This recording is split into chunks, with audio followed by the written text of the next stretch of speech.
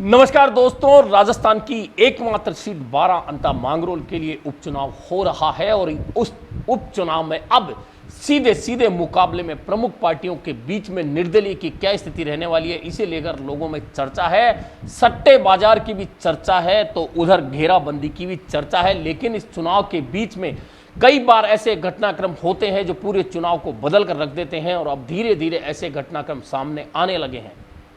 अब तक भाजपा के लिए पूर्व मुख्यमंत्री वसुंधरा राजे की अनुपस्थिति चिंता का विषय थी, लेकिन अब वसुंधरा राजे की एंट्री हो गई है। हालांकि अभी पब्लिक मीटिंग में वसुंधरा राजे नहीं गई हैं, लेकिन 3 दिवसीय अपनी यात्रा के दौरान वे पार्टी कार्यालय में बैठकर नेताओं कार्यकर्ताओं से बात कर रही है। यानी कि अब वसुंधरा राजे की एंट्री हो गई है। उधर कांग्रेस के लिए प्रदेश कांग्रेस के अध्यक्ष गोविंद सिंह डोटासरा और प्रभारी सुखजिंदर सिंह रंधावा ने कमान संभाल ली है और 2 दिवसीय दौरे पर वे न सिर्फ कार्यकर्ताओं से बात कर रहे हैं, मीटिंगें कर रहे हैं और अलग अलग नेताओं को जिम्मेदारी देकर एक तरह से भाजपा और निर्दलीय नरेश मीणा की घेराबंदी शुरू कर दी है। इस बीच एक घटनाक्रम ने पूरे चुनाव को बदलने के लिए और भी एक समीकरण पैदा कर दिया। दरअसल गोविंद सिंह डोटासरा का दौरा था और दौरे के दौरान जब वे निकल रहे थे तो अचानक नरेश मीणा के समर्थकों का काफिला आ गया और उस काफिले ने न सिर्फ नारेबाजी की, गोविंद सिंह डोटासरा के खिलाफ कुछ ऐसे शब्दों का प्रयोग भी किया जो चुनावी माहौल में ठीक नहीं कहा जा सकता। ऐसे मौसम में हालांकि गोविंद सिंह डोटासरा ने तो बहुत संयम के साथ में जवाब दिया, लेकिन चुनाव प्रभारी लगाए गए हिंडोली के विधायक अशोक चांदना ने कड़ी प्रतिक्रिया देकर एक तरह से भीषण महासंग्राम का ऐलान कर दिया है कि अगर यह पराकाष्ठा जो हो रही है शब्दों की सीमा लांघने की, अगर ऐसा हुआ तो फिर हम भी चुप नहीं बैठने वाले। हालांकि पहले दिन से निर्दलीय नरेश मीणा का जो प्रचार है इसी नकारात्मकता के साथ चल रहा है और वे न सिर्फ भाजपा, कांग्रेस और अन्य नेताओं के खिलाफ लगातार खुद बयान दे रहे हैं, बल्कि उनके समर्थक भी सोशल मीडिया पर जिस भाषा का इस्तेमाल कर रहे हैं उसके बाद में अंता 12 मांगरोल का जो वोटर है वह निश्चित तौर पर कहीं ना कहीं इस नकारात्मक से दूर हटता दिख रहा है। हालांकि यह तय है कि जातीय गणित जो है वह चुनाव में बहुत महत्वपूर्ण होती है, लेकिन जिस तरह से अशोक चांदना चूंकि पूर्व मंत्री हैं, गुर्जर समाज के नेता हैं, हाड़ौती के नेता हैं, बूंदी जिले के हिंडोली से विधायक है, ऐसे में वहां के गुर्जर समाज में इस बात का बहुत असर जा रहा है कि अशोक चांदना के खिलाफ जिस तरह के शब्दों का प्रयोग नरेश मीणा कर रहे हैं वह ठीक नहीं है। और लोग यह भी याद दिला रहे हैं कि जब नरेश मीणा अनशन करते हुए एसएमएस अस्पताल में भर्ती थे तब यही अशोक चांदना थे जब नरेश मीणा से मिलने गए थे और उनके सिर पर दुलार से हाथ रखा था। लेकिन अब नरेश मीणा वह बात भूलकर सीधे अशोक चांदना पर निशाना साध रहे हैं। सवाल यहां यह है, अशोक चांदना कांग्रेस के नेता हैं, कांग्रेस ने उन्हें चुनाव प्रभारी बनाया है, तो क्या चुनाव प्रभारी के तौर पर पार्टी के नेता को वह जिम्मेदारी नहीं निभानी चाहिए थी? अशोक चांदना वह जिम्मेदारी निभा रहे हैं। ऐसे में नरेश मीणा प्रतिद्वंदी हैं, निर्दलीय चुनाव लड़ रहे हैं, ठीक है, चुनाव उन्हें लड़ने का अधिकार है, तमाम नागरिकों को चुनाव लड़ने का अधिकार है जो 18-21 साल से बड़े होते हैं। लेकिन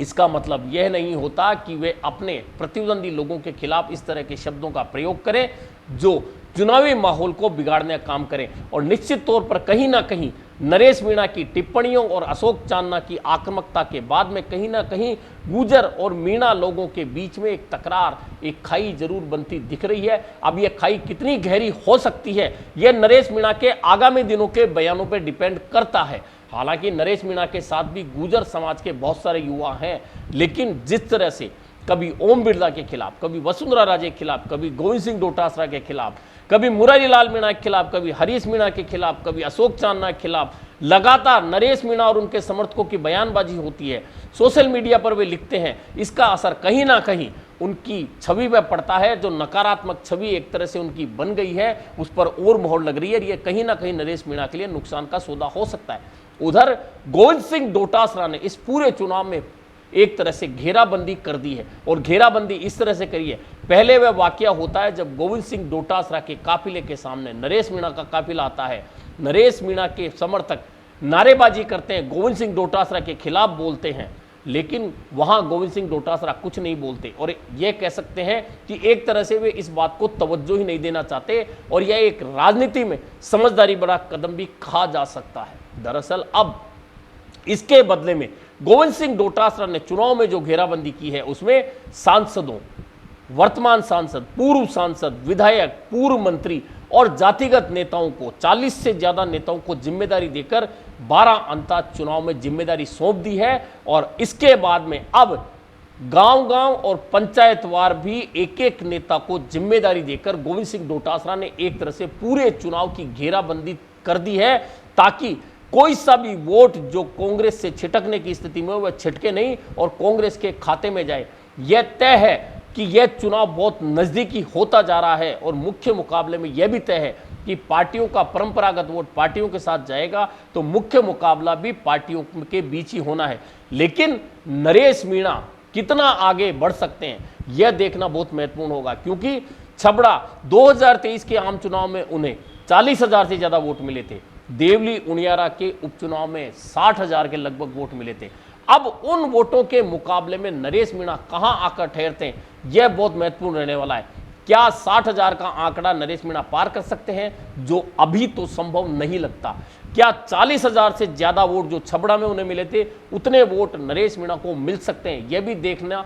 महत्वपूर्ण होने वाला है। दरअसल नरेश मीणा के साथ में भीड़ बहुत है, युवा बहुत हैं, लोग चर्चा कर रहे हैं भीड़ की, लेकिन इसके साथ एक चर्चा महत्वपूर्ण हो रही है कि नरेश मीणा के साथ में जो लोग हैं वे इस जिले के नहीं हैं, इस विधानसभा क्षेत्र के नहीं हैं। यह कहीं ना कहीं नरेश मीणा के लिए नकारात्मक नैरेटिव सेट करता दिख रहा है, क्योंकि अंत में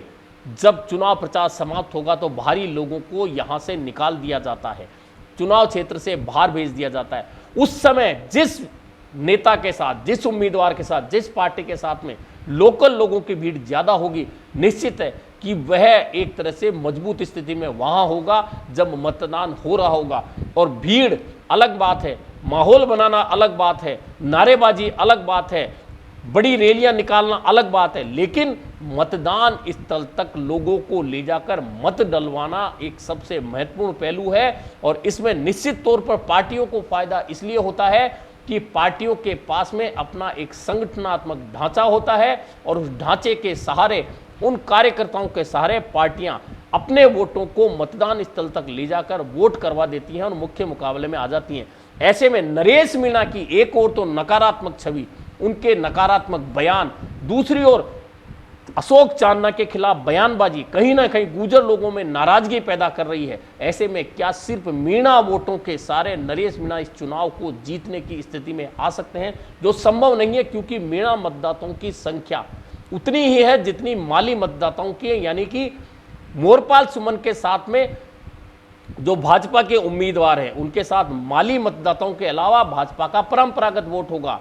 कांग्रेस के साथ में